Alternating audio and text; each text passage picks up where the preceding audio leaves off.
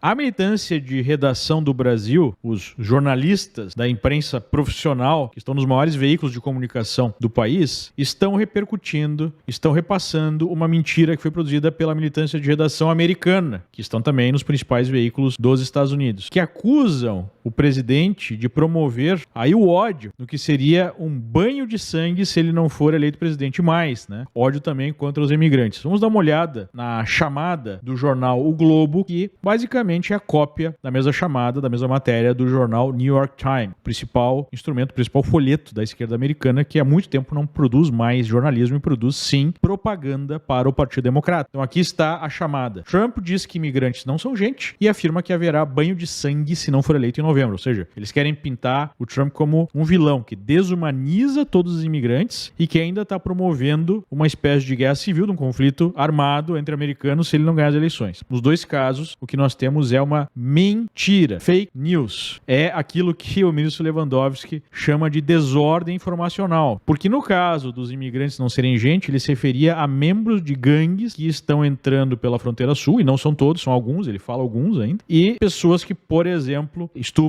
e matam estudantes. Aconteceu na Geórgia. Um imigrante ilegal da Venezuela estuprou e matou uma estudante de enfermagem de 22 anos. Você considera que isso é gente? Para mim isso também não é gente e deve ser tratado da forma mais agressiva possível. E ele disse que uma fronteira aberta não vai impedir a entrada desse tipo de pessoa. Não são todos imigrantes. Essas pessoas são criminosas. E o segundo, o banho de sangue não se refere a uma possível guerra civil ou conflito armado, conflito entre as pessoas. Se refere a uma questão econômica, a indústria automobilística. E isso fica muito claro quando você ouve o discurso. Vamos fazer isso, né? Vamos ouvir o discurso aqui que foi traduzido pelo tradutor direita do X. Um perfil bem interessante que eu sugiro aí que você siga, inclusive. Vamos dar uma olhada. Mexico has taken over a period of 30 years, 34% of the automobile manufacturing business in our country. Think of it.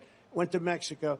China now is building a couple of massive plants where they're going to build the cars in Mexico and they think that they're going to sell those cars into the United States with no tax at the border. Let me tell you something to China. If you're listening, President Xi, and you and I are friends, but he understands the way I deal, those big monster car manufacturing plants that you're building in Mexico right now, and you think you're going to get that, you're going to not hire Americans, and you're going to sell the cars to us now, we're going to put a 100% tariff on every single car that comes across the line, and you're not going to be able to sell those cars. If I get elected, now if I don't get elected, it's going to be a bath for the whole...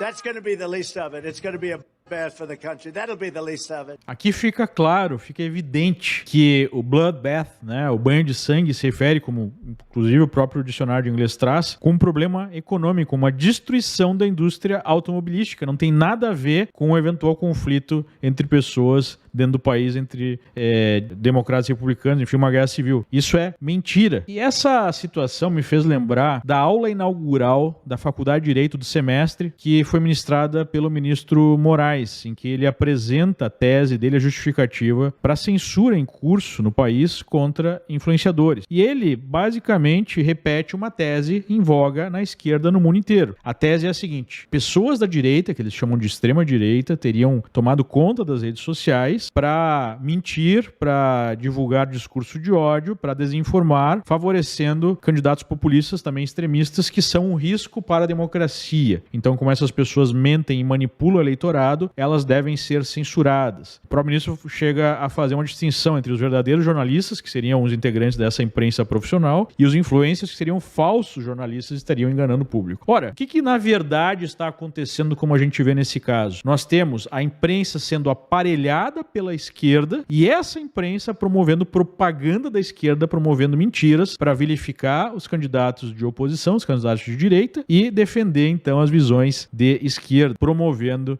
muitas vezes a mentira, o discurso de ódio, aquilo que eles acusam a direita e os influenciadores independentes de fazer. Então é uma inversão da realidade. Quem mente, quem manipula, quem destila ódio é justamente essa imprensa profissional. E fica aqui mais um exemplo. Estamos apenas no começo da campanha. Faz anos que esse pessoal faz isso contra qualquer pessoa não alinhada à esquerda, seja Trump nos Estados Unidos, seja Bolsonaro no Brasil ou qualquer outra liderança. Eles têm que criminalizar, eles têm que vilificar para justificar a perseguição, a censura. Isso demonstra, né, que no final das contas, quem é uma ameaça à democracia, às nossas liberdades, é exatamente esse pessoal.